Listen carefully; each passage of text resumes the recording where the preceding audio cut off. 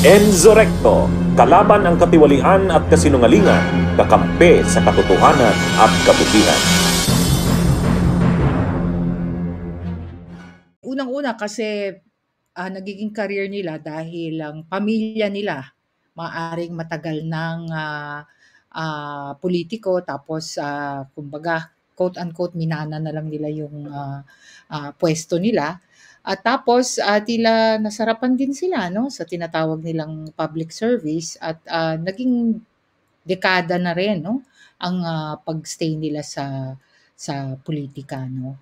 Um, Alam mo sa paniniwala ko, hindi ka naman magtatagal ng dekada, 3 dekada, 4 na dekada, kung ang nakukuha mo lang ay suweldo. Ibig sabihin, ano, well of course puwedeng sabihin na power 'no, talaga namang wala naman yatang taong ayaw ng power. Pero, ano yung nagagawa ng power na yun? Tingin ko yun yung mas, ano sa kanila, 'no, naglu-lure sa kanila dun sa tinatawag natin nga na nagiging career na nila yung pulitika. Pero kung suweldo lang, hindi ako maniniwalang magse-stay ka ng matagal. Kulang na kulang 'no, bagamat in recent years tumaas na yung suweldo 'no ng mga government employees at pinag-uusapan natin, legislators, nasa ano yun 'no, nasa mataas na tinatawag na bandwidth 'no, na salary grade 'no, mataas na salary grade ang mga nasa, lehislatura. Hindi, pero kung ang, nakagawian nilang lifestyle ay ano, marangya, hindi kakasya.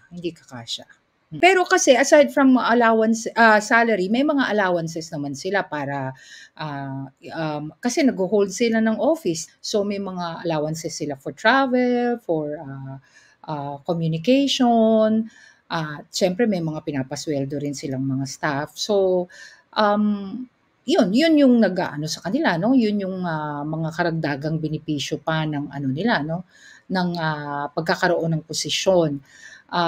Bukod pa rito, siyempre kung, head ka ng isang committee, mas marami kang taong, makukuha, may dagdag pang mga, benepisyo, bukod sa suweldo. Kasi parang yung allowances na yun, parang ang intindi dun meron kang gagawing, ipe-perform na tasks in the interest of the service. Halimbawa, may meetings ka, so may panggastos ka kumbaga. Unang-una kasi napakadaling nilang manalo.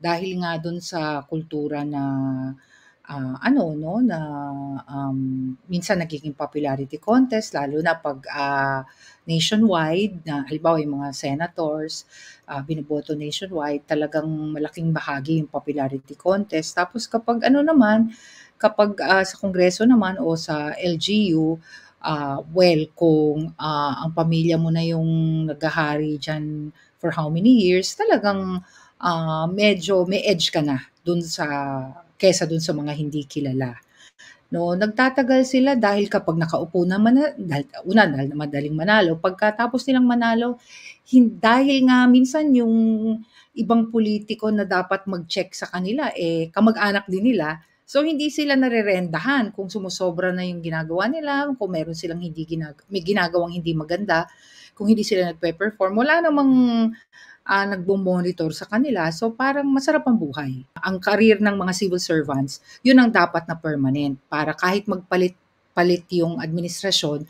merong taga-timon, kumbaga 'no, merong mga foot soldiers para taga-timon ng, pang-araw-araw na pamamahala ng bansa para ang mga serbisyo ay hindi, maaantala, hindi magkakaroon ng problema. Ang, politicians naman ay andiyan para, kumbaga mag-lead at, pakinggan yung boses ng kanilang mga, constituents kasi tinatawag silang representante 'no. Pakinggan yung boses ng mga ideally 'no, at dalhin ito sa pamamahala para 'di ba kasi nagbabago ang panahon, nagbabago ang mga tao, tapos may mga group of people na sinasabing marginalized na hindi masyadong naririnig ang boses, dapat yun ang dinadala sana nila 'no. So kaya sana hiwalay.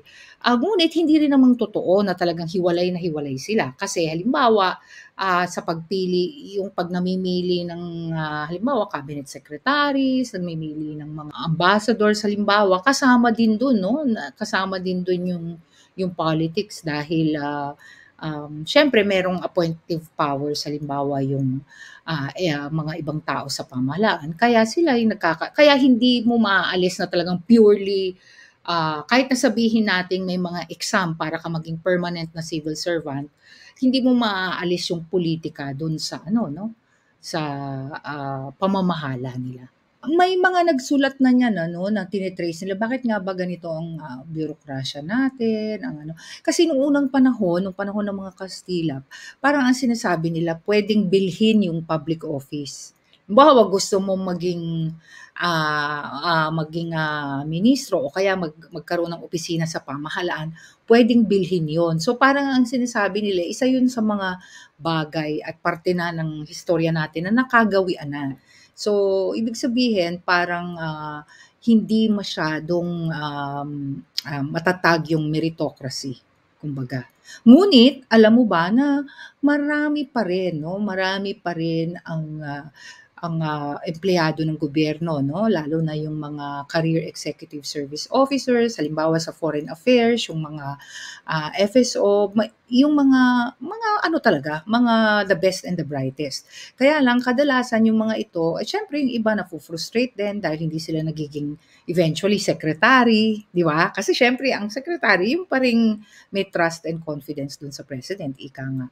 Yun, pero marami pa rin namang magagaling 'no. Pero sa atin may term limits, pero yun nga nasi-circumvent. Ang downside lang 'no, dun sa at least sa atin na nakikita ko kung matagal na ka ng career, nawawala na yung ano mo, yung ano mo to innovate. Kasi alam mong Hmm. mananalo at mananalo ka, madali kang manalo, ta's hindi naman mino-monitor kung may masama kang o, ginagawa o kaya wala kang performance na matatawag.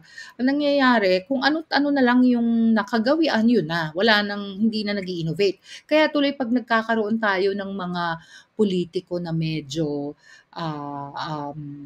maganda yung mga initiatives, bago at na tila merong idealism, tuwang-tuwa tayo pero dapat normal lang yun. Siyempre iisipin mo na magsususpecha ka sa mga pronouncements niya, sa mga panukalang batas na inihahain niya, kasi lagi mong iisipin, kung saan ito makakatulong sa mga businesses niya 'no. Talaga bang para sa interes ito ng publiko o para sa mga businesses niya, hindi mo maaalis yun, Hindi mo maaalis yun, 'di ba? Sa Amerika yan ang inaano kay Trump, 'di ba? Yan ang, inihahain kay Trump lagi. So, hindi mo maalis kahit sabihin mo pang magda-divest or whatever. Yeah, hindi hindi maaalis. Yun ang hindi hindi maganda. Ngunit hindi yung ibang mga, ano naman ang nakikita kong trend, yung mga hindi tumatakbo na mga businessmen, ang ginagawa nila meron silang quote unquote tao. Ito yung ano nila, go-to person 'pag meron silang, kailangang i-lobby na panukala 'no. Bunyog, bunyog, halikan na kasama ka. Bunyog, kapag buklod ay may pag-asa. Luzon, Visayas, Mindanao, isa ang pananaw. Sa bagong Pilipinas ang bunyog isisigaw. Bunyog.